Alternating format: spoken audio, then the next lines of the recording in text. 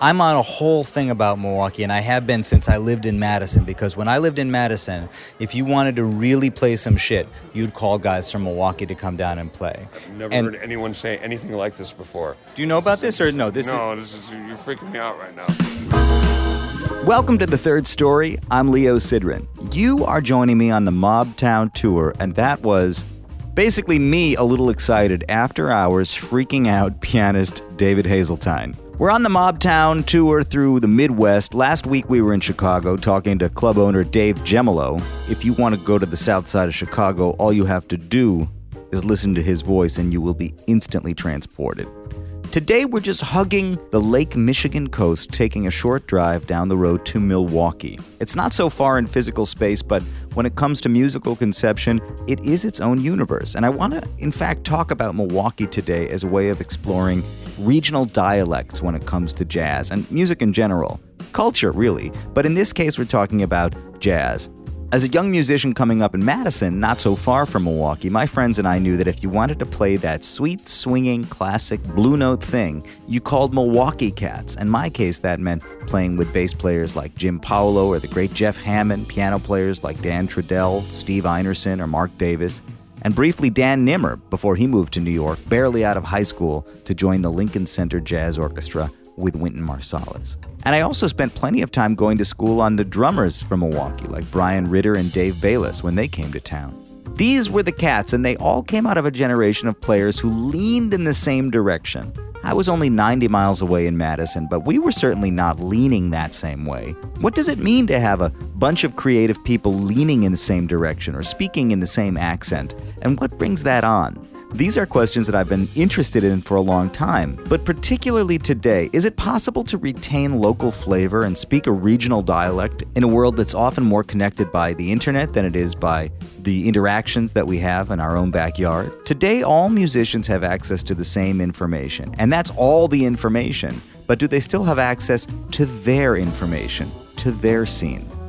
When I was in Minneapolis earlier on the Mobtown Tour, I ran into Dave Hazeltine. In fact, he made a brief appearance in the first of this Mobtown series of episodes. And I encourage you to go back and check out the previous two at third-story.com. But you don't have to do it right now if you don't want to. You can just hang out with me and Dave at the bar while we catch up about Milwaukee. I admit, we may have had a drink or two before we started talking, but that simply lubricated the gears of conversation. Dave has lived in New York for years. He's a regular on the smoke scene. He's an uptown player and an educator and a world-class sideman, too. He co-leads the group One for All with Eric Alexander, and he's worked with the greats. But he started his career as a teenager in Milwaukee, playing with local legends there like guitarist Manty Ellis and saxophonist Berkeley Fudge. Here's what he had to say when I asked him about the influence of the Milwaukee scene on his playing and his influence on the next generation of players there. Look at all the cats that come out of Milwaukee, and they're all playing the tradition. There's something that's contained in Milwaukee. I've asked other cats in Milwaukee where it comes from. Some blame it on you. There's always been guys there. You know, it was always a scene that was rich enough. In my case, for me, and other people like Brian Lynch, you know, my contemporaries, we came up at a time when there were a lot of great players playing. And I have to say, let me just say this for the record, that it's Manty Ellis and Berkeley Fudge and Haddish Alexander. He's long gone, you know, and Berkeley's not in best of health. You know, those guys are old, you know, but those guys were the guys that took us under their wing. And it was really, it's touching. You know, when you look at the news these days and you look at what's happening in the country these days, to think about what those guys went through, and then to think about the fact that they're going to take us guys under their wing. Yeah, right. That speaks volumes for what's happening in their minds and in their souls and their humanity. That the music transcended race, it transcended anything else. Well, yeah, and at a time like this in our history, what we're going through right now, to think back on those times and to think back that these guys, because I'm talking about a time right after race riots and shit was going on. I'm talking about the early 70s. Late 60s. Late 60s was Detroit and all these riots. And they were still brought you in. Yeah, and they still said, hey, come on. And my mother had conversations, had phone calls, unbeknownst to me until later. Manti told me, my mom didn't know anything about anything. She said, just, would you please keep my son away from any bad things, and he did. He honored my mother. He's a bad cat, man. It's like, without those guys, that scene wouldn't have happened. So please make that clear. Yes. Because that's the shit. Those guys made my life, my career. The guys from Milwaukee of my generation, like Brian Ritter and Hamann and those guys, that's my generation. Yeah. Those cats all play the same tunes in a community of cats, and they all play the same arrangements of the same tunes, and they're all listening to the same shit. And it's like, well, those guys are exceptional. Yeah, but that's because of some tradition that passed through you from these cats, and then it keeps going. Yes, and I can't accept responsibility for a guy like Jeff. Like, I feel like I've mentored to Jeff. And Mark Davis. Yes. Also, and those guys are continuing they're making me proud. They're not being jack-offs. No, they're maintaining they're maintaining the whole it thing. With dignity and teaching other people to do it, just as other guys did it for me. Yeah. Only under much more questionable circumstances. No, you know what I mean? Like really, why would somebody do that? Think about it. What do you think? Well, there's only one thing I can think, that he saw somebody that was young and wanted to make, and was interested and wanted to make a musician out of him, and wanted to do what he could, and I still call him up. I call him at the weirdest time. I call Manti at the weirdest times, and we have these long chats, and I just always say, and I just kind of tear up. I say, Manti, man, you really made my fucking life. You changed my life. Other people did. My first teacher, he's dead. He's been dead for a long time. I can't talk to him anymore. He was the first one, but the way Manti took me under his wing like that, and I was playing with those guys, and I remember, Skip. Did you ever meet Skip Crumbie Bay? Do you know who he is? No. Well, he was like the Sam Jones of Milwaukee. Oh. Like, he's from New York. He moved to Milwaukee, but he could really fucking play. He was a serious bass player. He got run out of town.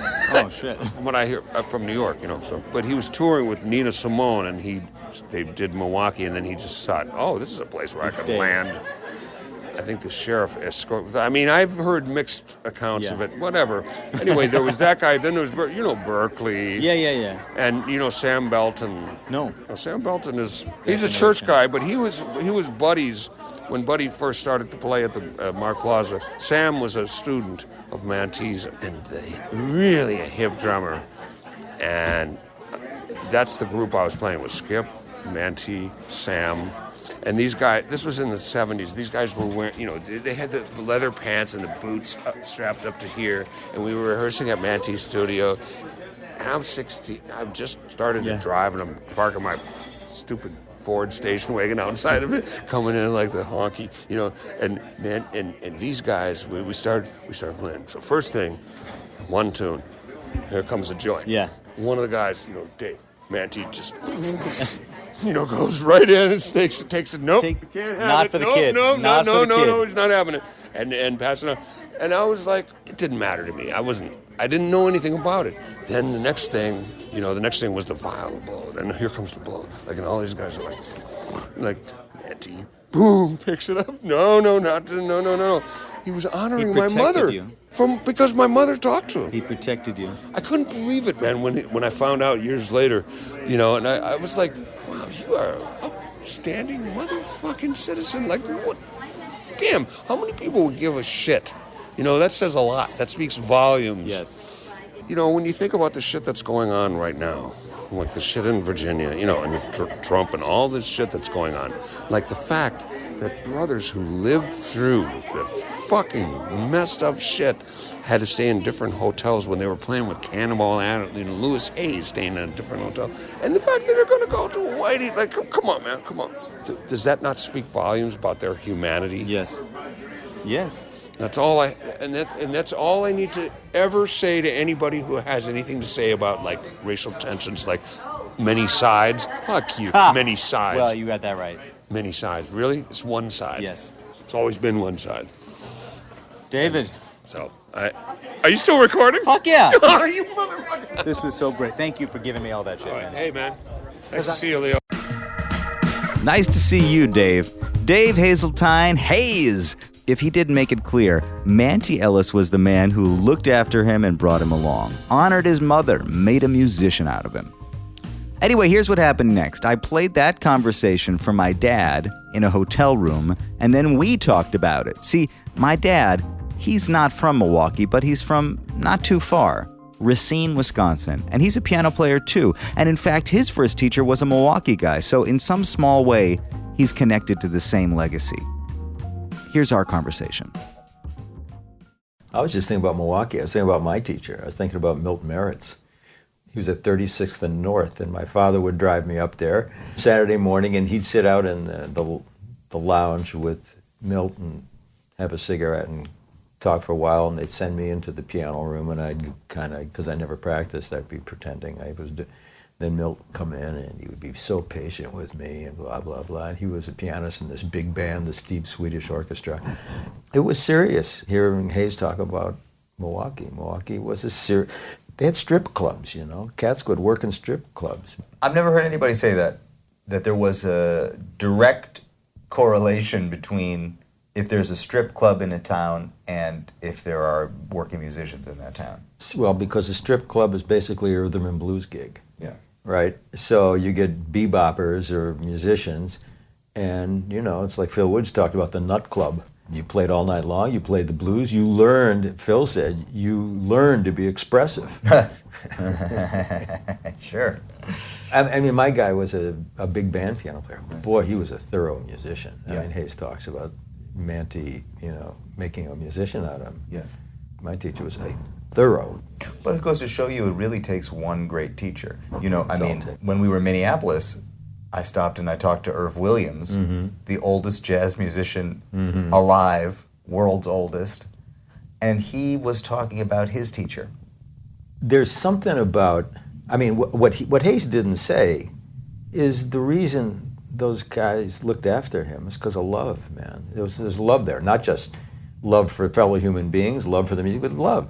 I want to talk about regional music, and I want to talk about how it's a small, intimate culture, or it was then. There weren't a lot of people, even 40 years ago, let alone 60 years ago, let alone 80 years ago when Irv was started, that knew how to play the music, that cared about the music, that knew the life of the music. You know, this idea that you've been thinking about the road versus not the road, you know, that was like a whole different proposition back then, because the road used to mean getting out of town. Just get me out of town. Not necessarily, it wasn't misery.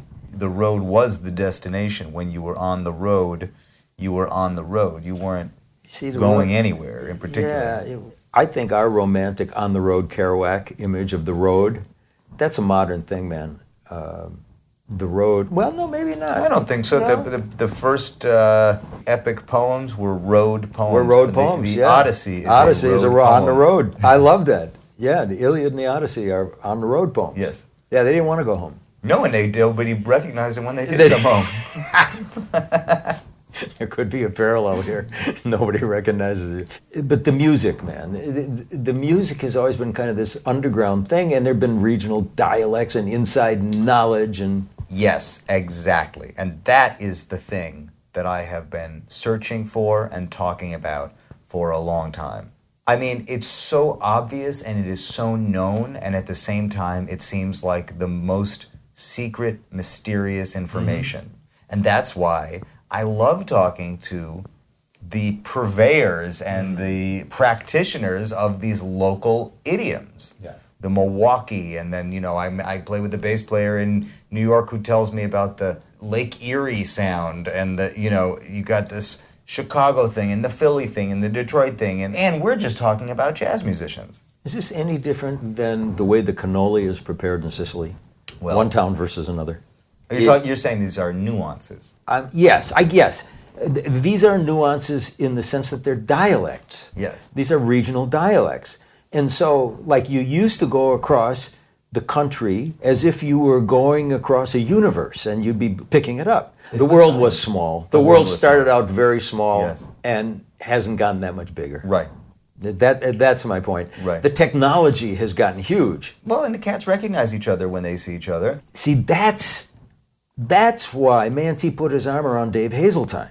Because he recognized in Dave Hazeltine, even as a kid, he recognized something in him. Manti saw a kid who was interested, and he wanted to make a musician out of him. And I think what you're interested in and the way you're interested in it reveals certain things about you. Absolutely. In a way, it's to have some control, the illusion of control over your fate. Man. Yeah, I mean, that's what music gives us in a way. And it taps in to this bigger question that I keep coming back to is meaning. I think that the crisis today, it really is spiritual. I don't mean religious, it's spiritual. The crisis today is a crisis of meaning. People don't have this sense of meaning in their lives. And we were I'll talk about being on the road, we were talking about cars that drive themselves. Look at these roads, man. I can imagine being in this vehicle and it's being driven by some GPS system up above that knows everywhere I am and where everybody else is and is basically doing this. And I had this image that, well, you know what, life is going to become this great three-dimensional game like Pokemon Go, that the real life is going to become like that. But what that doesn't have is meaning. There's no meaning there. It's an empty shell. This idea of the future as being articulated by some genius. And this is how we will travel, but we don't know why we're going there. We're not going anywhere. Right, you still have to have a reason, a purpose to go to get in that car. 500 channels and nothing to watch. Right. Yes, although as we take more and more control over what we watch and what we listen to, that no longer stands up, 500 channels and nothing to watch, because now we got too much to watch. Great stuff to watch. Oh, okay, so this goes back to your idea of when there's a club, there are all these little force fields operating to create what's happening. And that's exactly right, it's context. Context is made up by all the little things big and small around you. Yes. And what a musician does when he or she walks into the space is starts tuning the context. Literally, bringing a focus into that space. Yes. We have to be all tuned to the same frequency for a moment. That is part of the spiritual, again, nature, what we're doing. Why in Africa, musicians are like magicians. You know, they're able to do this stuff. And so when you talk about guys getting out on the road and addicted to this or addicted to that, what they're really addicted to is the feeling of contributing to this context. It's a very social reward that you get. You're together for that moment. You get it. You understand. They're telling you, yeah, man, I saw that thing too. I saw it. And so, you know, I'm not crazy. Yes. We're all looking for that. Yes. Me and my dad, Ben, talking context, cannoli, driverless cars, epic poetry, spiritual crises, tuning the collective frequency, African magic, and mental health. Got it? I ended up sitting down with bassist Jeff Hamann and pianist Mark Davis, both of whom I mentioned earlier, and Dave Hazeltine mentioned as part of a generation of Milwaukee cats who are keeping the flame alive. These guys are some swinging bebop-playing dudes, and they're also totally local Milwaukee guys. I love them, and I loved the whole feeling of our conversation. They teach at the Milwaukee Conservatory of Music, and they've also been playing together on the same scene since they were kids. The club at the center of the Milwaukee scene for years has been the Jazz Estate. Recently, it reopened after having been closed for a bit, and the Jazz Estate is where we will ultimately end up tonight as we continue our Mobtown tour. But listen, before I play you our chat, just remember that third-story.com will get you to where you need to be, assuming where you need to be is listening to more of these podcasts, commenting, subscribing, signing up, digging in, and connecting. Make that happen today. But not before you hang out with me, Jeff Hamann, and Mark Davis in a Chicago hotel room talking about Milwaukee. Jeff Hamann and Mark Davis. Jeff, I have a memory of the first time I played with you at the Concourse with Tim Whalen, a trio gig. I mean, I think I was like 18. Yeah. And you came down, I mean, how old are you now? How much older? I'm 40. 23. You're 23, yeah, totally. You were so young. You were such a baby. All these decades later. Yeah, I'm older than you for sure. But not that, I mean, not much. The point is not much, but however older you are, you seemed like, you know, you had like a first of all, like a jacket on, you know, like you know what I mean? The old jacket trick. That's how you get them, you know. And you were playing out of a bag that just was like so classic, and I had never found anybody in Madison to play like that. Oh, wow, you know? yeah. And that was like, I think, when I first realized that there was something going on in Milwaukee. Yeah. Milwaukee has a point of view in the way people play. Yes. Yeah. When I asked Hazeltine about it, I said, "Are you responsible for this? Are you know?" And he said, for him, it really came down to Manti and Berkeley. Mm-hmm. Yep. Those were the ones who sort of brought him along. But of course, you know, Buddy Montgomery, you know, there's a long tradition of it. Yeah. How do you guys feel about that tradition from where you're sitting? Are you aware of it? Well, I think we were lucky we got to get to know and play with these guys. Another one is Haddish Alexander, great tenor saxophone player. You mentioned Berkeley Fudge, great saxophonist, and of course Manti Ellis, guitarist. You know, these are guys we got to know and learn from when we were teenagers, you know, so I think that was our concept of jazz. I mean, and it may be sort of isolated from the rest of the country because there's no internet, there's no way to tell like what people are doing in other cities. We knew our scene. Yeah. These were our guys, and of course David Hazeltine and Gerald Cannon. These were the guys that we looked up to, and for us, this is how you play jazz. Yeah. And these are the guys we learned from. So Yeah. I don't think we had a lot of other outside influences in terms of people we knew, recordings, but. And they would also point us towards the recordings. I mean, that was kind of the influence. I mean, the guys there, but we knew they got their, things from the great Blue Note records and all that. That was kind of how they said it was passed down. See, I feel like there always is that kind of order of history. Like you said, Dave kind of got exposed to some great players in Manti and Berkeley, and we got to know those guys too, and then also got to know Dave, who was a teacher of mine, and Gerald Cannon, and some of the other heavy cats. So hopefully it keeps going, if that makes sense. Do you guys see yourselves now as the representatives of that tradition? Do you think about it in those terms? You know, it's like when we were coming up, there was really no question like who we were going to follow. You know, it's like, well, David Hazeltine was the guy. It was very clear. It wasn't like, well, we could check out Dave and learn from him, or maybe we could check out these other guys. Or maybe there's someone better than Dave. We have, I mean, for us, it wasn't. I'm not saying there weren't other great players. Yeah. It's just like he was the premier player and teacher and an influential kind of guy. Now I think our Milwaukee scene is more diverse than it was when we were coming up. I mean, there's different styles. It's not just certainly like this real straight ahead thing. There's a lot of people doing other things. And I see young guys coming up that are, some of them are gravitating towards what we do, and then some of them are gravitating towards some other things. You know, you said this thing about how when you guys were coming up, it was just pre-internet. So the way people were getting turned on was a more old school way. What you describe is that you actually were influenced by the people that you saw. Yeah, not the videos that you saw necessarily, or even the records that you listened to, although that was part of it, but literally just watching people. Watching and also, you know, getting a hold of bootlegs or, you know, hush-hush taping guys that we heard, like maybe Dave or, you know, guys and checking them out. So, like, I probably learned more from just checking out bootleg recordings than actual commercial recordings. You know, a lot of the stuff that I really, you know, transcribed and learned was sometimes was stuff that I had heard, you know, live. You had actually been there and taped. Yeah. You know, so like you say, it was like the influence was really direct, immediate. I mean, that, you know, that speaks exactly to my experience playing with you, Jeff. Also, like I can remember being on gigs with you where we were playing Buddy Montgomery's arrangement of a standard that had been sort of passed down through the scene. It's so local and so regional and so specific. Yeah. And it becomes like a dialect. Right. We still play some of those. Yeah. You had said, Mark, something about like jazz can be regional. And we were talking about that. And I feel like you had really thought about it. You said it, and I'm like, yeah, I think I know what you mean. But you had a good point on that.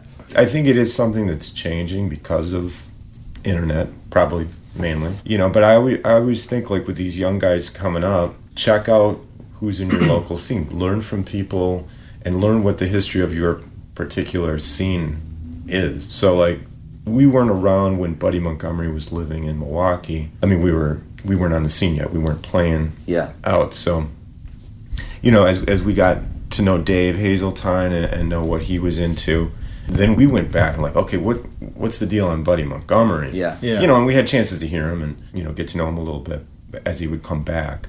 But we didn't know him when he was a member of our city or of our scene. Yeah. But I mean, it intrigued us, I think, Jeff and I too, like to go back and check out, okay, how did Dave get all this stuff together? Where's he coming from? Yeah.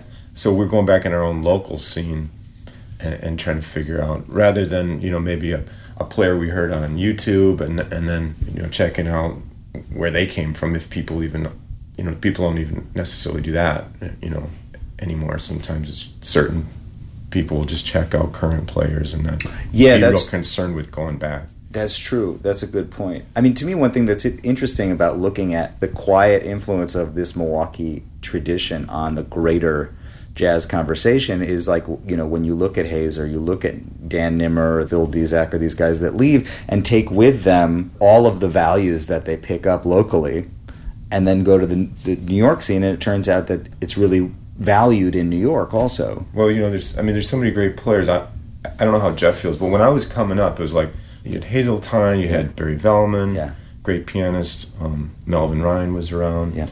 And then even early on, I was teaching Dan Nimmer. You know, it's like, I'm like, wow, you know, these guys are good, but I don't know if I realized at what level they're good. Yeah. You know, it's like, because we just came up and it's like, okay, we live in Little Milwaukee. We think they're great, but it was only later that I realized, hey, these guys are good anywhere. Yes. You know, I mean, because coming up as a high school kid, I didn't necessarily have that perspective. And no, just to me, they were great. How important are the venues? Like, the estate was closed for a while, right? Mm-hmm. What did that do to the scene? It seemed like we just kept going. I mean, I don't think it slowed things down. I mean, a couple places picked up the slack, like the Pfister Hotel. Yeah. I started playing in Chicago a lot. Yeah, we just kind of filled in the blanks, I guess. Yeah. But that's a thing. So you started playing that. Jeff Hamann came to Chicago more because a club closed in Milwaukee. It just happened that way, but that's what I started doing. I mean, I just luckily started playing with some great players down here. Yeah. The two could have happened at the same time. It wasn't like, okay, the estate's closed, I need to get a gig in Chicago. But that is what happened. So, you know, it just worked out that way. To what extent is there a good, informed, active audience in Milwaukee? And do you think that affects, you know, the success of the scene? Like, are there people that know how to listen to jazz or appreciate it? You know, it's my hope that, like, through, you know, the teaching we're doing, that the young people are going to come up and be players, but also audience members. And I think we are seeing it. There's good audiences, and there's people that love the music. Yeah. I think there's a good nucleus. I mean, there are a good chunk of people that will see at every gig. Yeah. Like, bless their hearts. They are what make it happen. At different venues. At different venues. No, and if we really put the word out, like, hey, you know, Brian Lynch is coming to town, or Charles McPherson, someone we're playing with, and it's really, you know, important to us, or a really great artist, you know, like, hey, you want to hear this guy, or Dave Hazeltine? It seems like they always come out in force and have always, like, packed the place just to make it work, you know, which helps us. I mean, that's kind of the lifeblood of it, is that, you know, Augie Ray is, you may have seen him on Facebook. He comes to, like, every gig. If we don't see him, we're worried about him. He's that devout, and he's every gig, every night. He tries to get to every venue. Yeah, that's his thing. Yeah. And he posts on Facebook every gig. Yeah. So it's like, if you want to know what's happening, you just go to Augie Ray's Facebook page and see, okay, where's Augie? What's he doing? What's he listening to that day? He has really had a big effect, I think. Yeah. People I talk to know what's going on because of him and other people that are posting on Facebook. You guys are very devoted to encouraging people to go out and kind of giving them a reason, like, and telling them, this is important, this is why, this person who's coming is significant, and this is you know, historical, and you should check it out. You know? One thing that Dave did talk about, I think, Hazeltine, with the benefit of some hindsight, is the fact that the guys that brought him along were African American. Sure. And he was this really young white kid. And at the time, you know, his mother was worried for him, and he was going to, like, you know, get into some bad shit or whatever. But now looking back at it, he says, you know, I still wonder, like, why did these guys take the time to bring me along, you know? Mm-hmm. Do you see young black musicians on the scene? There's some really great young players, African American players, like Kevin Hayden, drummer, Terry Harris on piano, and his brother Alan, a bass player. Remarcus Jones. Remarcus Jones is really sounding good. Yeah. Some of these guys have come up playing in church. Yeah. and there's a lot of young players that are really talented musicians that come out of the church. So, and that's something I see as we get out in the schools.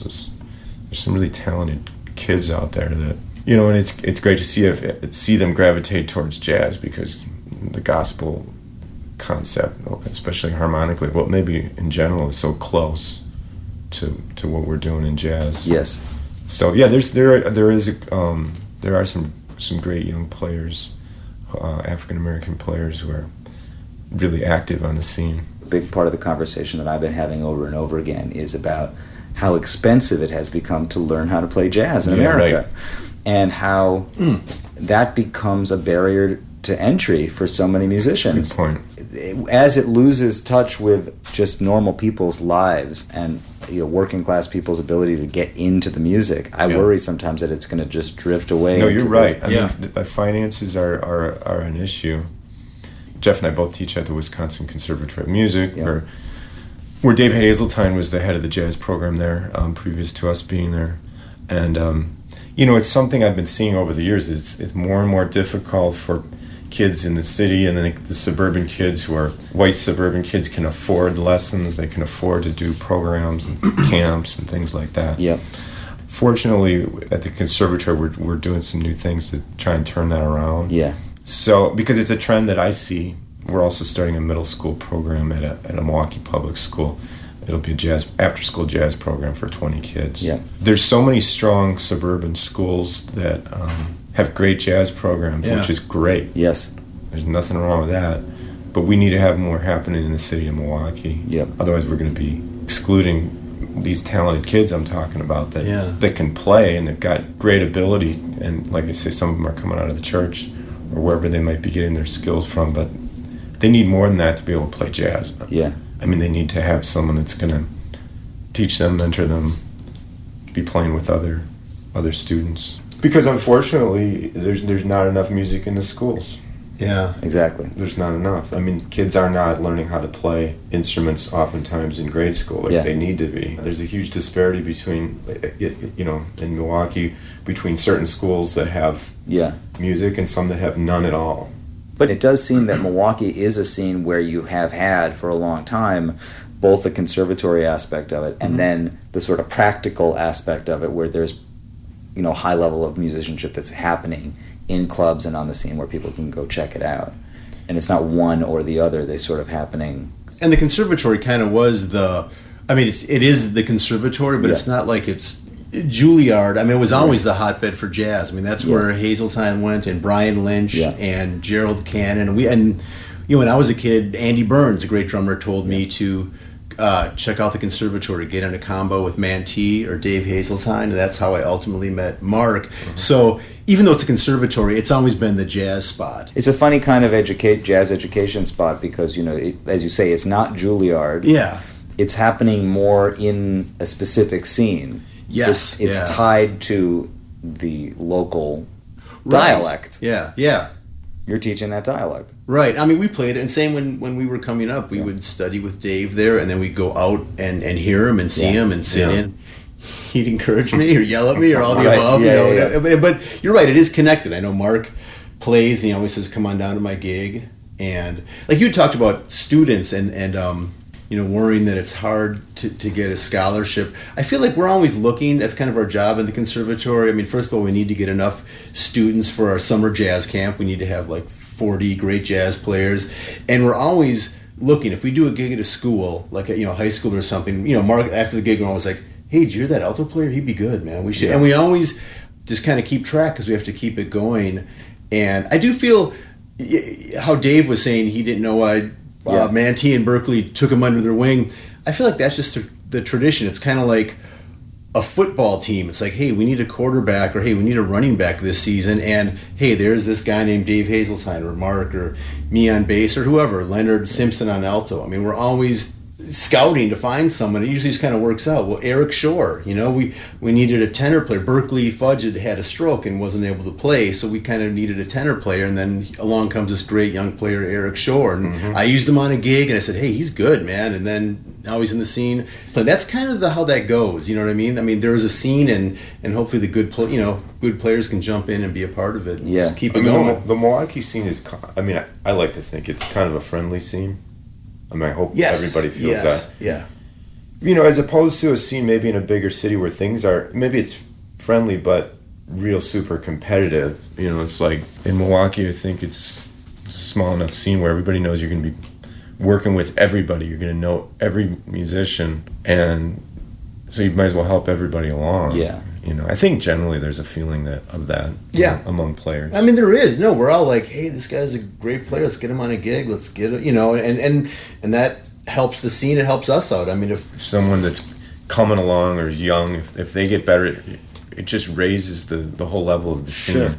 I feel like it's not an obligation, but the best thing I can do is try to get as many gigs as I can. That keeps the scene going. I mean, it's obviously good for all of us, but it just keeps all of us playing, and then we'll meet another player like Eric Shore. We've been playing at this pizza place, and it's me and Manti Ellis. It's so great. Eric got on the scene. Now we got a gig. Now he's hip enough to use Manti, which is awesome. And we keep, obviously those guys took care of us and tolerated us and taught us and let us play. And then now in the end, hopefully we can give them gigs and show our appreciation. And I always learn every time I play with Manti. I record it, and I just he's so great as an improviser. And so we're always learning from. Yeah, that sort of speaks to the question of what is it like to be playing with the same core group of cats for basically your whole life. Obviously, you playing with other people too, but there's that familiarity of playing together so much.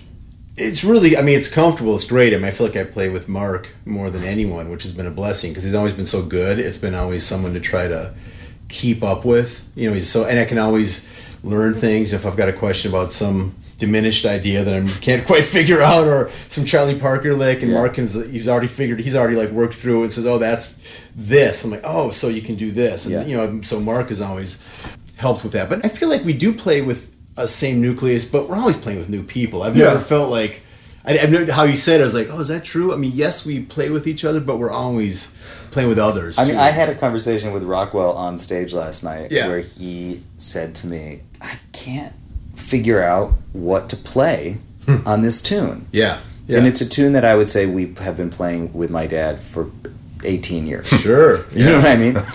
And I said, I have tunes like that too. There's definitely stuff that I I'm still I don't think I have figured this one out yet, you know? And then we're all playing it together for 18 years. That's what's so funny to me. And he's still going that to me is actually kind of beautiful. I would rather have him say that than It's really cool to hear that. He's sick of it. I'm sick. He might be sick of it because he still hasn't figured it out. But that idea that even within that, as you say, the nucleus, that it can stay new to some degree, or that there's always more to kind of uncover. There's always so much more to uncover. Yeah, and I'm glad I have Mark because piano players obviously are they have the melody and harmony. If you need to go to anyone to explain something, I had Hazeltine and Mark. You laid some stuff on me. I remember every time we played, you would say, but it was always really gentle. I remember one time you said hey, I kind of dig sometimes if you play quarter notes tapping, on the kick drum. I like that way that feels sometimes. Oh, nice. As far as just grooving? Just grooving, just with me. Just little pocket things where you feathering the bass drum? Yeah, feathering the bass drum. Yeah. That's definitely a thing. And you also said to me, play your ride cymbal behind my solo sometimes. Yes, I don't need you to go to brushes. Not peeve, but so hard for me to solo that I need all the help I can get. And I feel okay, get on my soapbox. No, I definitely would. I can own that because that definitely is what I say all the time. No, it's just you're right. It helps that quarter note. Yeah. I feel look, when you listen to all the great jazz solos and stuff, the drummer's playing on his ride cymbal because apparently the world has decided that's the most swingingest feeling. It is. Yeah. So, and I'm trying to play like a horn player. I'm not trying to play the exotic, bassy, a bass solo. I'm trying to just play the same lines that Mark or a horn player would play as best I can. Yeah. So I feel the groove changes when you're swinging on your ride cymbal, which is what you would give to everyone else. Every horn player and piano player gets that. Suddenly it's bass player. and the drummer will go to the hi-hat or maybe clamp it down. And I get it. You're being polite. It's a volume thing. So I have to say, but it's also, to me, it's not as swinging as, because if it was as swinging as that, everyone's solo would be on a closed hi-hat. But no, so it's a thing. And so I'm like, well, if I'm trying to play some horn lines, just give me that ride cymbal, man. Because like I said, also, it's not that I hide behind it, but there's more of a cushion. When it's all like stripped down to that, I'm like, it's just harder for me. You know, Leo, I wanted to ask you, I know you're probably trying to wrap it up. No, that's cool. The contrast between, say, Madison, where you grew up. Yeah. And you were talking about we were lucky enough to like have the help of like older African American players, and I've always wondered, like, because Madison, it's just a different scene, but great players, you and your dad and many others. But is it because it's a college town and people come in and out? I feel like it's not as. I always feel like it's Milwaukee. Milwaukee seems like an old city. There's older players, and Madison just seems like it doesn't have that. And I can't figure out why. I mean, I have some thoughts on it. Yeah, you know, it's funny, right? Because Madison is like a very intellectual place, and it's a very progressive place. Yeah. You know, so you would sort of think that Madison would be attracting all of these kind of arty people or whatever. I felt in Madison that because there are not enough players. That you don't necessarily have to challenge yourself. I mean, I got away with not getting better for a long time, to the point where I wasn't enjoying playing. And when I moved to New York, I kind of stopped playing for a while because I didn't dig the way I played anymore, and I hadn't been pushing myself to improve. And there was something about that scene that just was like... That's a good point about a scene, like... just like how much it pushes you. Yes. Competition is good. It is good. I think standards change is the thing. Like, it's like... You know, even in our careers at this point, I mean, it's like the expectations of like tunes you should know and things like that. I don't know if it's always, you know, I don't know if that same, I'm not even going to call it level, just what the standards are changes. You know, that's something that concerns me a little bit. It's like, are young players knowing that, hey, I got to know 300 tunes or more, you know? I mean, then again, they might be realizing they have to play in 11/8 time signature or something that we didn't concern ourselves with. Well, and are you concerning yourselves with it now? Playing in 11 and doing all this weird stuff? If we play with people that do that, then it's, we have to deal with it, and that's really, you know, it's challenging and all that, but otherwise, there's so many tunes to learn. Like, I know just from coming down to Chicago, and Mark had talked about jazz as regional. You know, I mean, even changes for tunes or keys, you know? Like, I'm so used to Milwaukee. I know we're going to play I Thought About You in F. And I know they're going to use these changes on You Stepped Out of a Dream. These are two specific things. But, like, in Chicago, I found, oh, man, it's always E flat for I Thought About You, perhaps. And, or Old Folks, which one of those two. And then the change on You Stepped Out of a Dream. It's funny. I was just telling them, oh man, in Milwaukee, we play. There's many changes. We play this one change, but they all play the other change, and they were like, you know, like Mike Smith, and you're yelling at me. I'm like, well, you can do this change. Sonny Rollins did it. Like, no, it's D F diminished, you moron. But it's funny. There's just the point. I guess the bigger point is I find that if I come to Chicago, there's a million other tunes to learn that people play. We always work on the jazz tunes, and there's always many more to learn. But then once you go outside of Milwaukee and jump into Chicago, everyone's got their you know, a lot of standards, and it might not be all the ones you focused on. And you're talking about 90 miles away. Yeah, exactly. Right? I mean, that's amazing. Yeah. That's an amazing thing to say. That's exactly what I am talking about. Yeah. Like, you guys are playing a certain set of changes in a certain key on the same tune. Yeah, and you go 90 miles away, and it's just unfolded a little bit differently. Yeah, exactly. It's so interesting. Yeah. That really is interesting in terms of expectation. And then you go another 90 miles towards Madison, and it's just like all bets are off. Cats are playing all different. Whatever's in the fake book. Too soon? Well, guys, I want to thank you for just being an inspiration to me when I was coming up, and for keeping this scene alive for real. Dude, it's so good to see you, man. Jazz is regional. Did you hear that? Jeff Hamann said it. Mark Davis said it. They play different changes in Chicago. I'll be back next week with the final installment of the Mobtown Tour. Detroit, Cleveland, Toledo, here we come. And we're going to spend a little time with the great Richie Cole. Doing fine now. I have no women in my life. I'm like Martin Luther King. Thank God Almighty. Free at last, thank God Almighty. Until next time, I'll talk to you soon. Oh, why not? Here's a little walking music. Something from our first set at the Jazz Estate in Milwaukee a few weeks ago.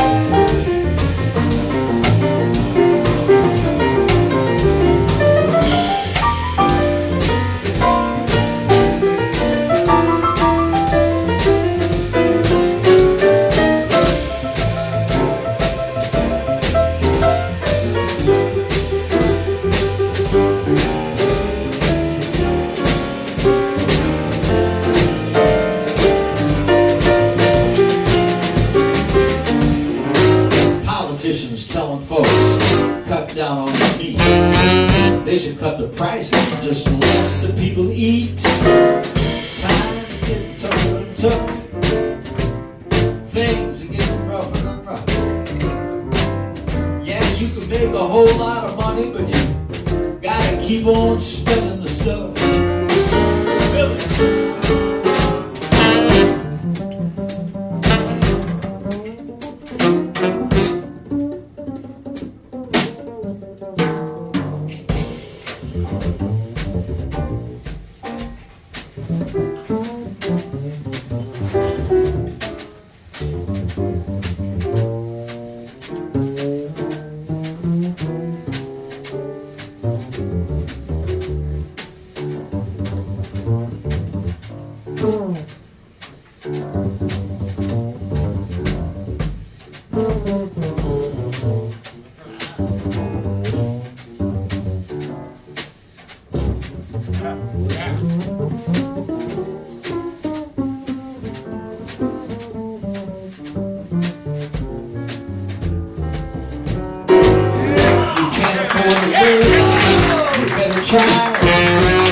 Undertaker's got a union, it costs too much to die.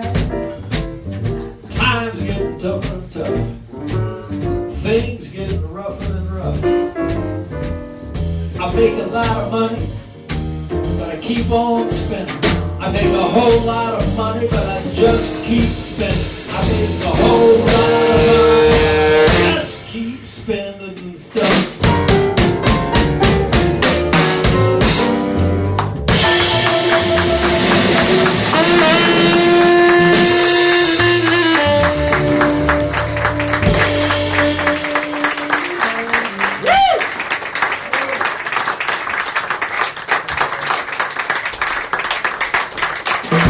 That's why I was hoping you ask me how tough it was. In jazz, there are no mistakes. There are only opportunities.